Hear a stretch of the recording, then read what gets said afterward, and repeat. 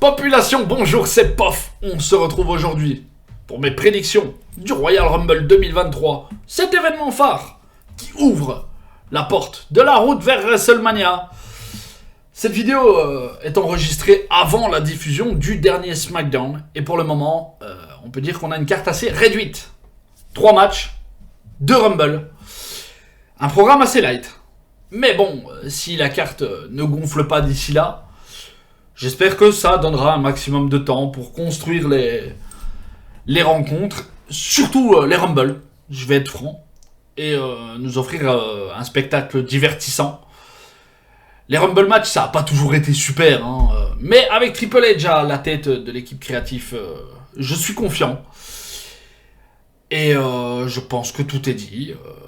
On va passer à mes prédictions, mais avant, n'hésite pas à lâcher ton petit pouce bleu, à activer la petite cloche, et à t'abonner si ce n'est pas déjà fait, à me suivre sur Twitter. Et voilà, maintenant qu'on a eu le petit instant promo, on peut y aller, c'est parti. On commence avec le Royal Rumble féminin. Pour le moment, 7 lutteuses annoncées.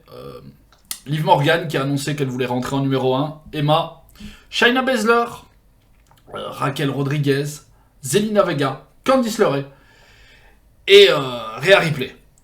Je ne sais pas qui seront les autres entrantes. J'espère quelques Hall of Fame. Beth Phoenix pour un petit face-à-face avec Rhea Ripley. Quelques lutteuses de NXT. J'aimerais beaucoup avoir, pourquoi pas, Indy Hartwell,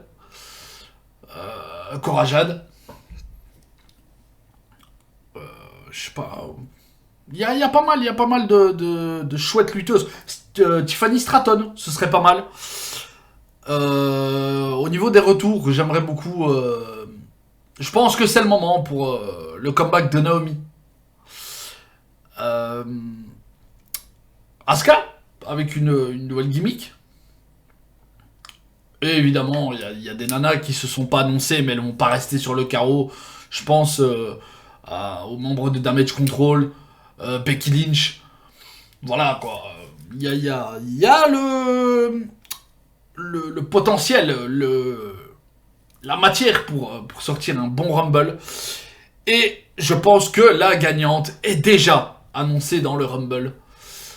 Et pour moi, il y a rien, il y a pas de débat. Il y a quelques semaines, mois, j'aurais hésité entre Rhea Ripley et Raquel Rodriguez. Mais bon, elle s'est fait bolosser ici par Ronda. Et elle n'est pas construite aussi forte qu'elle l'était à NXT. C'est dommage, hein, parce qu'elle a un certain gabarit. Et je pense clairement que Rhea Ripley est la combattante construite la plus crédible pour le moment, hormis les championnes. Rhea est une véritable attraction pour le moment. Son duo avec Dominic Mysterio est certainement l'une des choses les plus passionnantes. On va pas mâcher nos mots. Du côté d'Oro, elle apporte clairement une touche en plus au Judgment Day. D'ailleurs, pour moi, c'est le membre qui dégage le plus de charisme. Pourtant, t'as un Finn Balor, hein, un mec établi, super populaire et tout. Mais Rhea Ripley, elle a ce truc en plus. Et elle arrive à rendre Dominic Mysterio intéressant. Ce que même son père n'a pas réussi à faire, hein, selon moi. Donc c'est un miracle. Et je pense clairement que c'est la favorite et celle que je vois remporter ce Rumble. Et aller prendre le titre à WrestleMania. Tout simplement. Et on enchaîne avec le match qui me hype pas des masses, honnêtement. Bon, la stipulation, c'est une première. Donc on bascule un peu dans l'inconnu. Certaines rumeurs parlent d'un match dans le noir, avec des néons, des lumières, des trucs. Bon, je trouve pas ça super intéressant comme concept, honnêtement. Et même si je suis très content de revoir notre ami Bray Wyatt. Je trouve que ça tire vachement en longueur.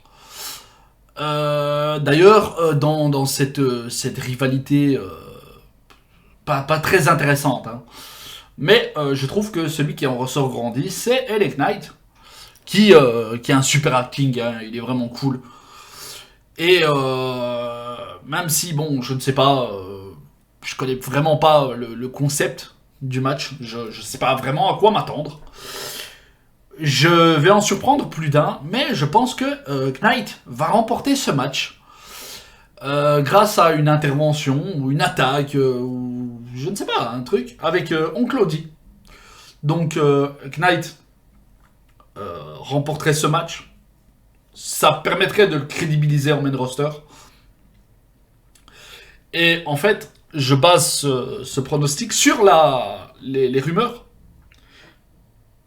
qui parle d'un match entre Oncle Audi et Bray Wyatt à WrestleMania.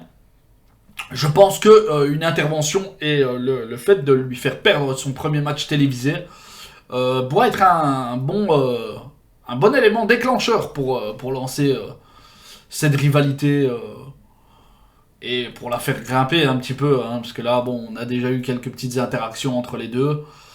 Rien de bien folichon. Mais bon, je pense que ça peut être un bon moyen de lancer le truc. Et évidemment, comme je dis, hein, Knight le faire monter en puissance et lui permettre de passer à autre chose, un programme plus intéressant. Ça peut être une bonne idée. Donc, à la surprise générale, victoire de LA Knight. Bianca Belair défend son Raw Women's Championship contre Alexa Bliss. Alexa Bliss qui recommence à basculer vers le côté sombre depuis le retour de Bray Wyatt. Elle commence un petit peu à rebasculer vers la folie, hein, tout simplement. Elle qui était la face inintéressante en équipe avec Asuka à l'arrivée de Damage Control. Elle se démarquait pas des masses. D'ailleurs, tout le monde disait qu'elle était inintéressante. Et là, elle revient. Le Bray Wyatt commence à nouveau rentrer dans son esprit. Oncle Audi apparaît durant ces matchs. Et je pense que d'ailleurs, il y aura, hein, comme pour le Pitch Black, il y aura des éléments qui vont la faire rebasculer totalement et qui va peut-être à nouveau sceller une alliance, que ce soit avec Oncle Audi ou Bray Wyatt. Mais je pense que la théorie du match Bray Wyatt-Oncle Audi, je pense que Alexa Bliss aura un incident dans cette histoire. Mais je vois clairement Bianca Belair conserver son titre. Et comme je l'ai dit plus tôt, se faire poutrer par Rhea Ripley à WrestleMania. On devait avoir cet affrontement plus tôt dans l'année 2022. Mais Rhea s'était blessée. Et depuis, l'affiche est protégée. Donc je pense que, vu l'exposition du membre charismatique, hein, de Judgment Day, je pense que c'est le bon moment. Roman Reigns défend son Undisputed Universal WWE Championship contre Kevin Owens pour la 3e fois dans un Royal Rumble. Ouais, non, je pense qu'il y a zéro suspense. Roman Reigns va conserver son titre. Je vois clairement pas le chef tribal perdre à Royal Rumble. Tout simplement. Je pense que Sami Zayn va avoir un incident dans ce match. Il y a eu le tribunal là, des Usos, enfin de la famille, de la Bloodline contre Sami Zayn. Aussi un segment intéressant, plein de drama. Et Roman Reigns lui a dit à Royal Rumble, c'est ta dernière chance de prouver que tu es avec nous. Bon, il l'a déjà prouvé, hein, plus d'une fois. Mais bon, visiblement, c'est pas suffisant. Et ouais, non, je vois Roman Reigns conserver.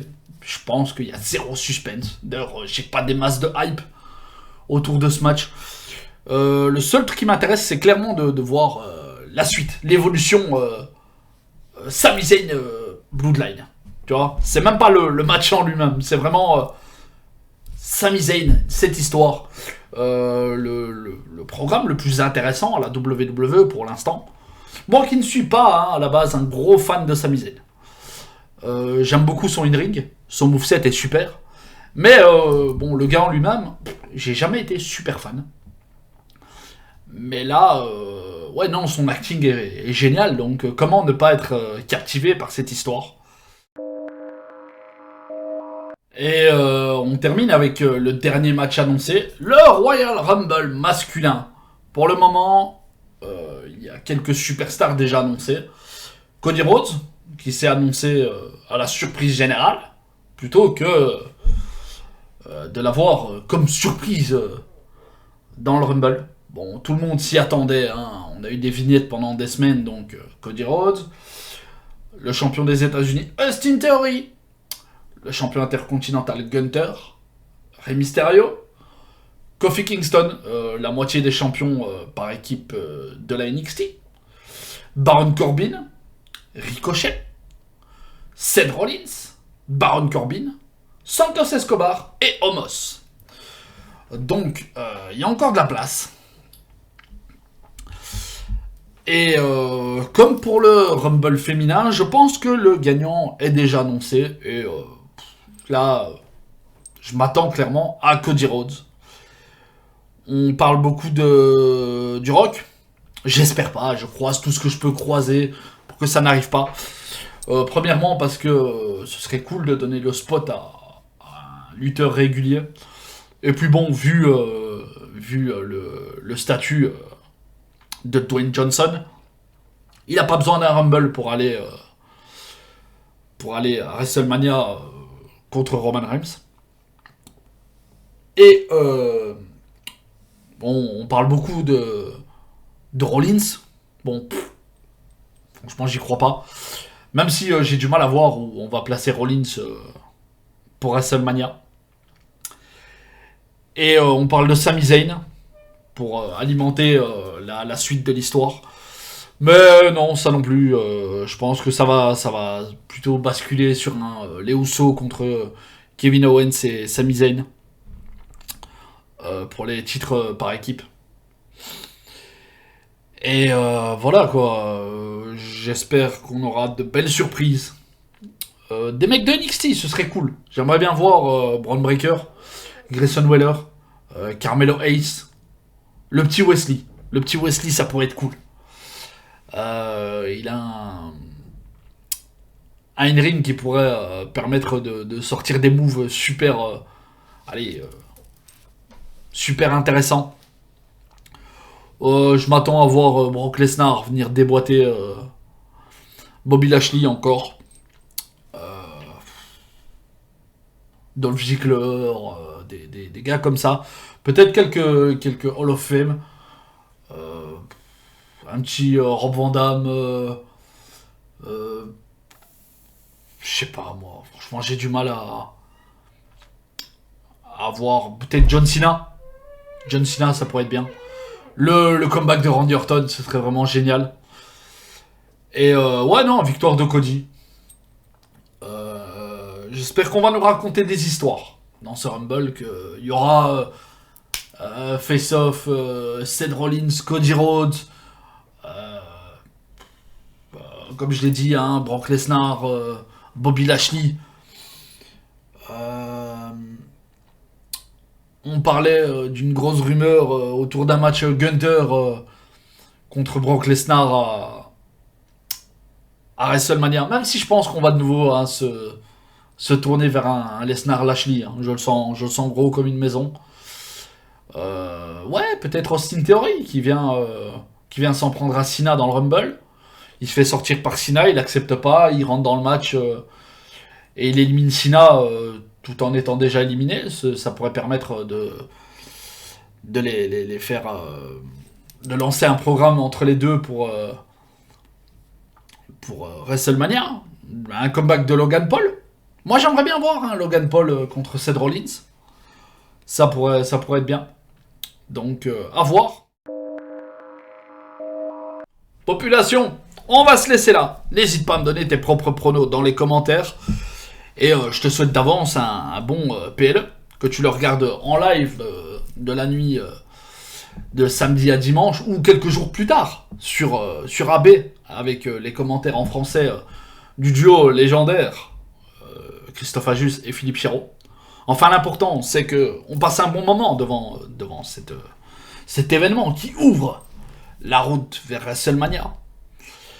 On se retrouve très bientôt pour la suite du mode univers et je travaille sur une vidéo sur mes 10 moments favoris de l'histoire d'Euro. On a eu les 30 ans durant la semaine. Donc je me suis dit ça peut être une bonne idée de vidéo. Donc j'y travaille. Je sais pas quand elle sortira, mais elle sortira bientôt.